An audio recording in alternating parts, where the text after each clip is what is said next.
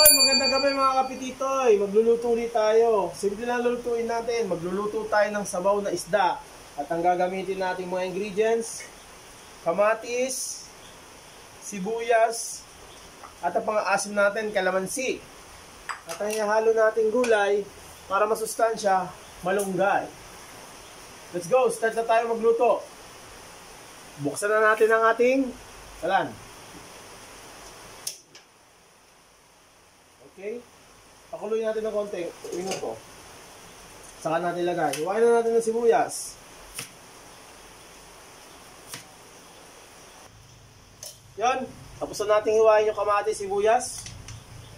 Ilagay na natin doon sa ating tubig na pinapainit. Itong kamatis at sibuyas. Sibuyas muna. Sunod natin ang kamatis. Okay? Pakuluin natin yan. At hiwain na natin ang kalamansi.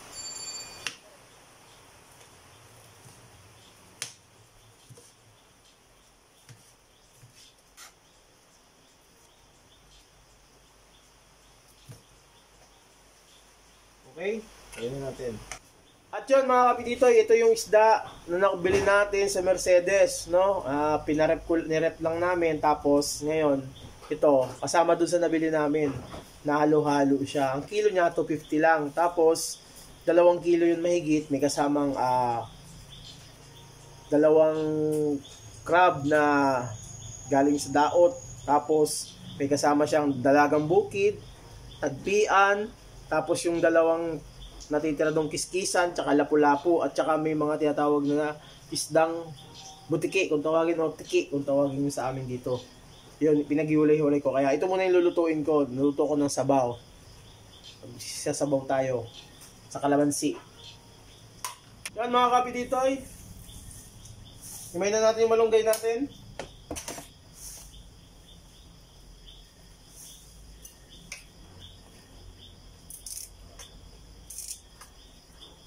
Kung malunggay ito, galing doon sa malunggay po namin sa likod, ay sa tagiliran namin, bahay. Yung hinalo ko dati sa munggo, makaraan, doon po rin na kumuha. Kaya mainam po talaga pag meron kang tanim, meron kang aanihin. Dito tapos na rin tayo sa ating paghihimay. At salamat doon sa anak ko, tinulungan niya ako at ang dami to. Ayan. Okay. Ayan, tulo na. Mga kapitito, ilagay na natin yung isda. Dahil kumukulo na. Okay. Lagyan natin ng asin.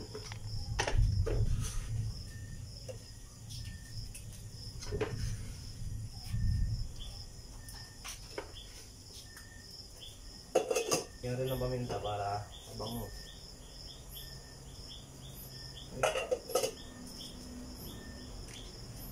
Lagyan natin ng tomato paste pang pakulay.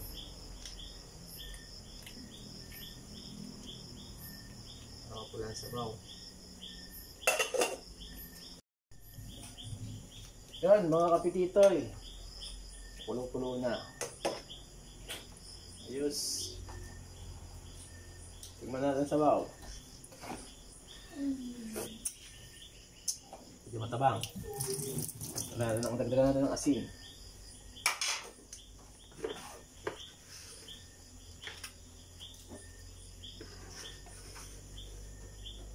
Okay. Dahil madali lang lumambot ang isda, lagyan na natin mga kapitito ng kalamansi natin. Okay. Ang kalamansi.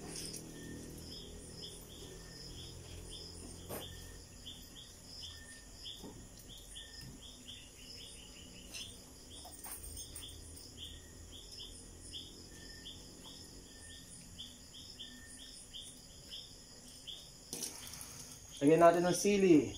Okay. Bago natin ilagay ang malunggay, hugasan natin yung malunggay.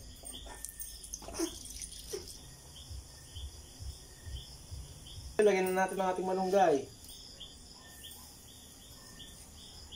Daming malunggay po ito. Talagang paborito namin ng malunggay. Malunggay lang. Sapat na ulam.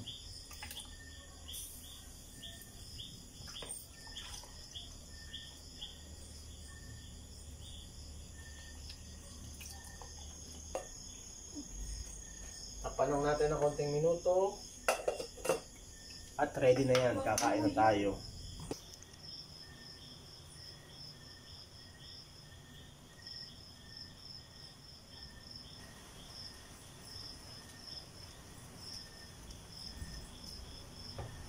Yon mga kapitito, kain na tayo.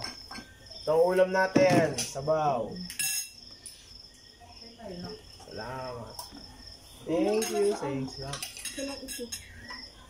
So, minabati ko pala yung aking mahal na lolo. Jose Vizcara. Happy birthday po, Apo. Lolo namin, happy birthday po, happy birthday. Birthday po. God bless you po.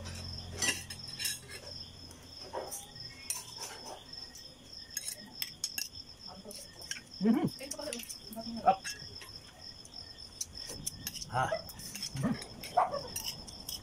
Up. Abis dito mo, wala na. Ano? Kasi kita mo yung tinawag.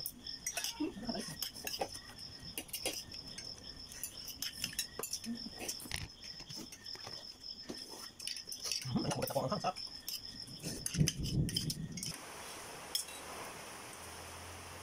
Maraming salamat po sa panonood. God bless po. Thank you po. Bye-bye.